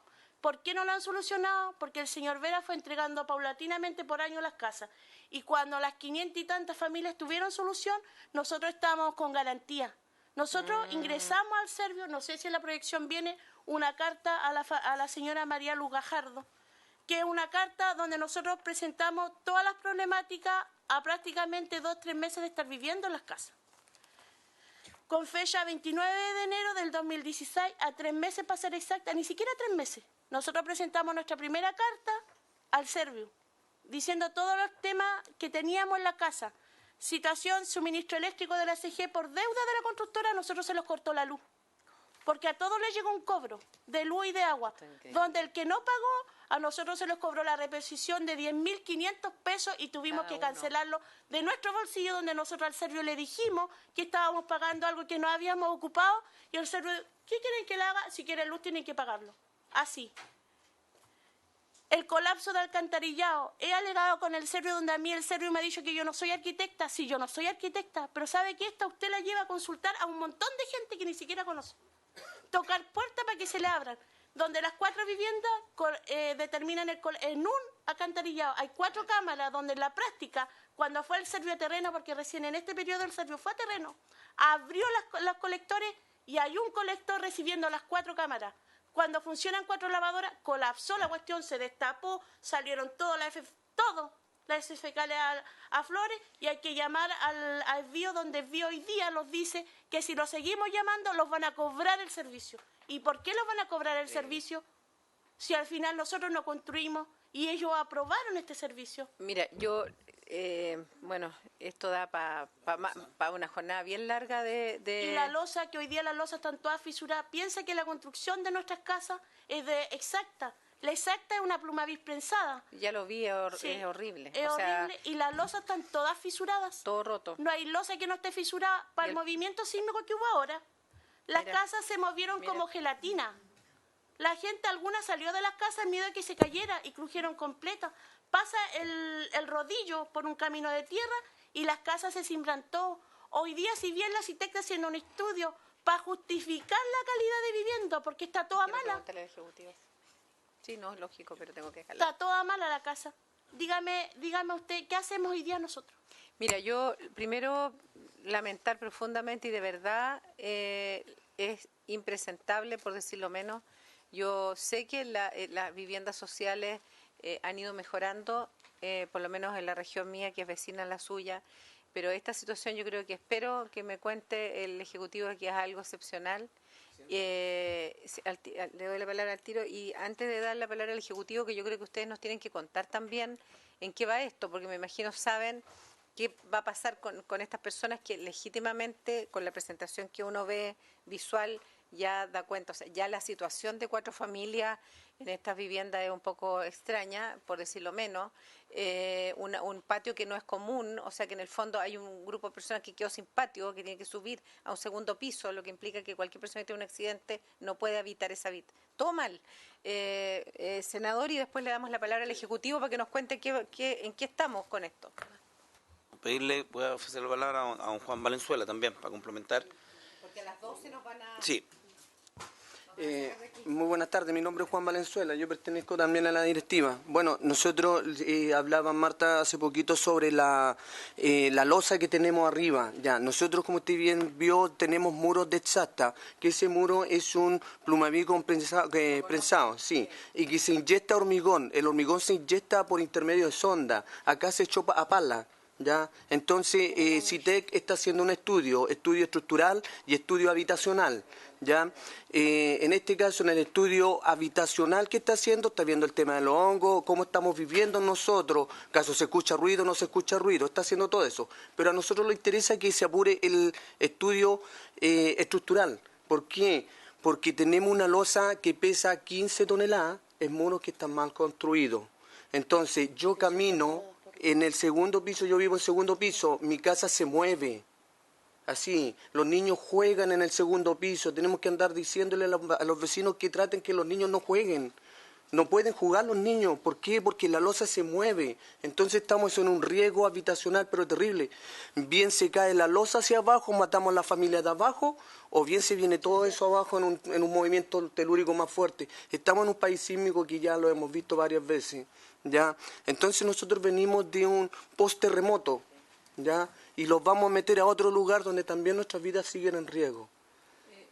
Mira, sabes que la verdad es que da ganas de pedir el perdón que probablemente la constructora nunca dio, porque yo también soy mamá, tengo 3 hijas y la verdad es que en estas condiciones es bastante insostenible la vida.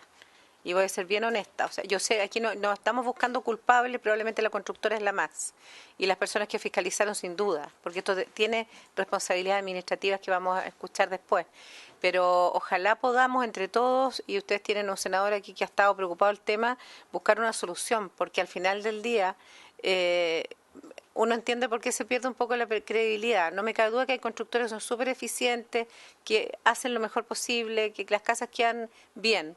Esta fue la peor experiencia, de verdad. O sea, hubieran hecho sus casas ustedes, quedan mejor que esto. Sinceramente, mejor le hubieran dado la plata y la construyen autoconstrucción, porque o sea, todo lo mal que se puede hacer algo, lo veo acá. Y la fotografía y lo que me está explicando es bastante lógico. O sea, entonces yo le voy a pedir al Ejecutivo que por favor nos cuente. Yo no sé si esto para ustedes es sorpresa que iban a tener que enfrentarse a esto ahora, me imagino que sí. Claro. Senadora. Gracias por lo de ministra, pero sí, senador, no sé si usted puede antes de contar un poco en qué va esto, porque no entiendo por qué se está haciendo, perdón por la ignorancia, porque yo soy agrónomo, pero de verdad no sé si ese estudio estructural, ¿qué está viendo? Porque así como uno ve la situación, uno diría... Quizás lo que hay que hacer es olvidarse de esto y a otra casa, porque no sé qué se puede mejorar de esto. Yo tengo la convicción de que el Ministerio sabe que efectivamente esta casa no tiene viabilidad de reparaciones. Da los defectos estructurales de construir 4 viviendas con la característica de condominio, sin patio, viviendas que hay que hacer en la escalera.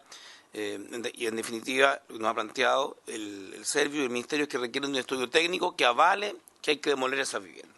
El estudio se ha demorado y se va a demorar 9 meses. Estuvimos con el rector de la Universidad del Biobío, hay un organismo técnico, el proceso que está haciendo está hablando de 20 casas, las vecinas están aburridos de que entren a sus viviendas ya tanto personal, Servio, en general las vecinas, el municipio ha hecho lo suyo, tratando de apoyar, Boric Chamorro es nuestro alcalde, pero estamos en un proceso de transición. ¿Y cuál es la principal preocupación de los vecinos y la mía?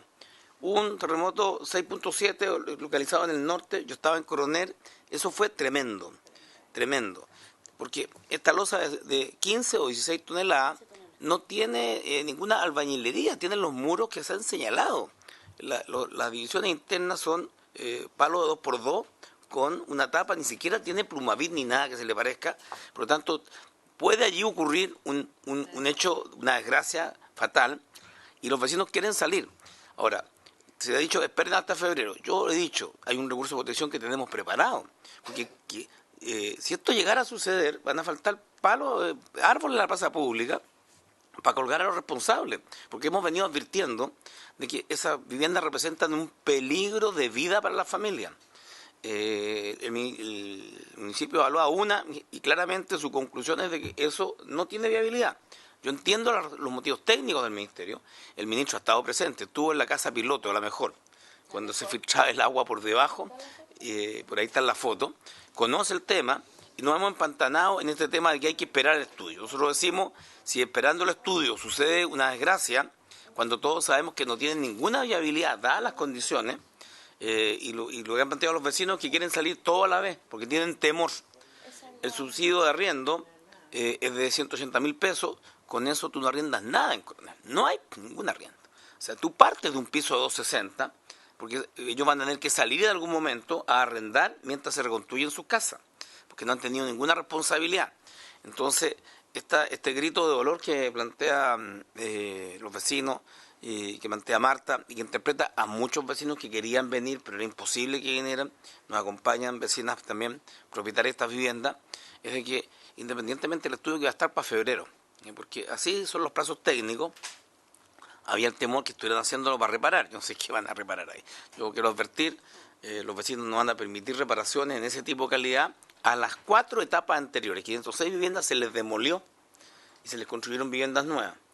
En este caso yo creo que existe la convicción en todos los técnicos de que hay que demoler, pero el aval es el estudio técnico que se hizo en la etapa anterior, las 4 etapas anteriores, las 506 viviendas que se demolieron, pero esto se ha dilatado demasiado. demasiado, o sea, casi 9 meses, con plata además de los vecinos, No, ¿no? a nosotros se lo asignó, lo dieron una asignación directa. Ya. En primera instancia, Marta, pone, en primera instancia el ministro dijo que él, si bien entiende que la vivienda está mala, tiene que justificar, porque después se le viene un sumario.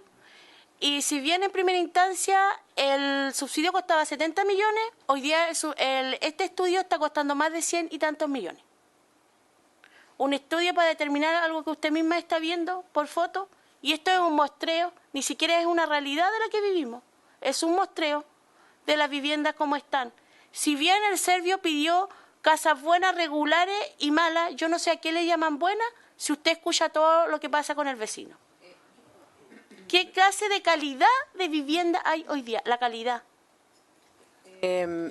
Nos queda, sí, entiendo porque que no era el motivo de la reunión para los asesores del ministro que nos ha acompañado. Sí, el ministro pero está muy al tanto de este tema, ha estado ya 4 veces, ha estado. Aquí hay un tema que es el mensaje puntual que ha planteado Marta, que ha planteado don Juan, Bárbara también, que nos acompaña ahí. Es decir, mira, hay vecinos que están aterrorizados, ¿cierto? O sea, claramente después de ese terremoto ha quedado la sensación de vulnerabilidad tremenda. Y el niño... nosotros, yo no quiero ser imprudente, pero nos van a sacar aquí porque hay otra 5 minutos comisión. terminados, presidente. Claro, la idea entonces la idea es que pueda hablar el Ejecutivo, pero por sobre todo, no sé si le parece, senador, no estamos en quórum, pero poder pedir que nos acojan alguna, digamos, un oficio, algo que nos indique el ministro en la próxima comisión, que vendría siendo el otro miércoles, una respuesta concreta, porque yo entiendo lo administrativo, sé que tiene que ser un informe, pero más allá de eso, lo más probable, sin ser ingeniero, constructivo, que lo más probable es que el informe esté claro. Entonces, que nos diga el Ministerio cómo lo va a hacer y si lo tiene presupuestado, digamos, el subsidio para el próximo año, porque lo más probable es que esto haya que construirlo de nuevo. Gracias, Presidenta. Bueno, primero, bueno, lamentar la situación, evidentemente. Creo que la vía que está planteando ahora al final de oficiar al Ministerio para tener una respuesta técnica apropiada de los órganos de los órganos y profesionales que están viendo este tema, creo que es lo más prudente. Con Nicolás somos abogados, estamos encargados de la tramitación de los proyectos de ley, podemos averiguar el tema, pero creemos que es más ordenado y más prudente y más responsable también que hay y en el fondo el senador también lo tiene claro, que hay gente que está trabajando este tema, que lo está viendo y nos quedamos con la idea de transmitir al ministro nuevamente esta preocupación, principalmente los puntos que hemos estado notando con Nicolás, esta idea de este estudio estructural, tratar de apurarlo, tratar de ver en qué está entrabado, principalmente considerando lo que usted señala, que si hay 4 etapas que tenían 500 y tantas viviendas que pasaron por el mismo proceso, bueno, esta es la 5ª etapa donde pareciera indicar que es un poco lo mismo. No puedo afirmarlo yo porque no excede mis competencias, pero sí. Yo te agregaría algo respecto del Ministerio, respecto de esto, sino también cuáles son las responsabilidades y cómo se están tramitando judicialmente las responsabilidades de la constructora que hizo esta construcción, pero también respecto de los funcionarios fiscalizadores, tanto del MIMBU como del municipio y todos los que ahí están involucrados, porque de alguna manera una de las permanentes quejas de la ciudadanía y que son súper legítimas es que cada uno de nosotros tenemos un trabajo y cuando alguien no lo cumple y se genera una situación esta, no es solo un menoscabo para quienes han tenido que vivir ahí, sino que también un detrimento del patrimonio fiscal cuando hay que nuevamente invertir para poder hacer una vivienda digna, y eso alguien tiene que hacerse responsable. Entonces yo te pediría el informe que incluya cuáles son las medidas que se están tomando respecto a las responsabilidades que implican haber entregado este tipo de vivienda a más de 500 familias. Y con eso daríamos por término la sesión. Dígame. Lo último que nosotros queríamos pedirle a usted, más que nada como mujer, porque es difícil, yo agradezco al senador haberse puesto en el lugar de nosotros. Yo no soy mamá, pero yo tengo mis vecinas que tienen hijos. Y realmente nosotros necesitamos privacidad en nuestra vivienda. Necesitamos una calidad digna donde los niños crezcan tranquilos, donde no haya susto en saltar, donde al niño no se le prohíba jugar porque es una vulneración de los derechos de los niños. están vulnerados. Nosotros hoy día tenemos una petición, necesitamos que el ministro, como decían bien los abogados, apure el resultado del estudio que se está haciendo, sea bien, nosotros igual necesitamos los subsidios de arriendo y se necesita empezar ya el trabajo del nuevo proyecto de vivienda, porque si nosotros no lo dejamos hoy día todo esto o este año, vamos a esperar ¿cuánto más?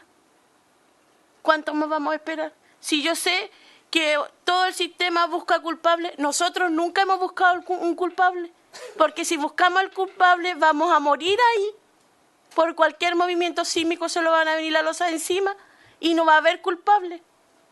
Nosotros lo que queremos hoy día es para tanta burocracia, pero tanta burocracia, es una solución. Eso queremos, una solución a nuestros problemas. No queremos culpables, señorita. Terminando la sesión, entonces, nos comprometeríamos a enviar el oficio que tiene 2 capítulos, ¿cierto? El qué se está haciendo y cómo podemos apurar la causa con el tema de los estudios. Sin duda que el subsidio de arriendo va a ser una solución para poder vivir tranquilos hasta que se les construya nuevo probablemente, pero yo entiendo, digamos, que buscar culpables no es hoy día lo que ustedes requieren, pero es necesario también, para que nunca más ocurra lo que ocurrió con ustedes, que nos hagamos cargo administrativamente de las responsabilidades de cada uno. No es correcto que una constructora que no la conozco, no sé cuáles son los motivos por los cuales hizo lo que hizo, pero hay un tema de ética en lo que uno hace. Siendo privado o público, la ética y la moral es algo que hay que cuidar. Así que les doy las gracias al senador y después cerramos la sesión. La constructora es Incoesa, Héctor Vera, y tiene contratos en Arauco con el propio ministerio después de este desastre que va a costar más de 16.000 millones al Ministerio de la Vivienda. Van a ser 650 subsidios perdidos. Y lo segundo, está claro que en cualquiera de los escenarios, reparación o demolición, tenemos la convicción que va a ser demolición, van a haber subsidio de arriendo porque no se pueden reparar las viviendas, y tengo la convicción que se van a demoler. Por tanto, la decisión de poner subsidios de arriendo es una decisión administrativa política. Se pueden poner los 150 subsidios de arriendo ya, porque el proceso de encontrar vivienda va a ser difícil, y luego esperar el resultado del estudio, y por tanto con el compromiso cierto de que se van a construir. Y no esperar que ocurra una desgracia. Mira, el recurso de protección lo hemos detenido porque confiamos en el ministro, porque la gente, la verdad es que ha sido súper respetuosa. En otros lugares se han tomado las calles. Presidente, usted ha visto la situación en Puente Alto. Aquí la gente ha sido respetuosa, los dirigentes han contenido que hay muchos vecinos indignados y han venido a agotar todas las instancias administrativas de diálogo, esperando que la autoridad responda. Por tanto, mira, transmitirle al ministro, o sea, si los subsidios de arriendo van sí o sí, en cualquiera de los dos mecanismos. Y tengo la convicción de que esas viviendas no sirven, que son una vergüenza para todos.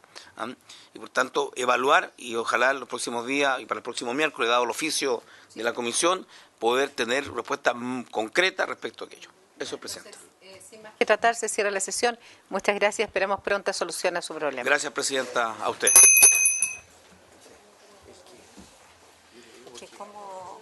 Yo le digo porque después soy yo el que le voy a... Estoy de acuerdo, pero es que si David es el presidente, él no viene a la sesión. Entonces... Lo que pasa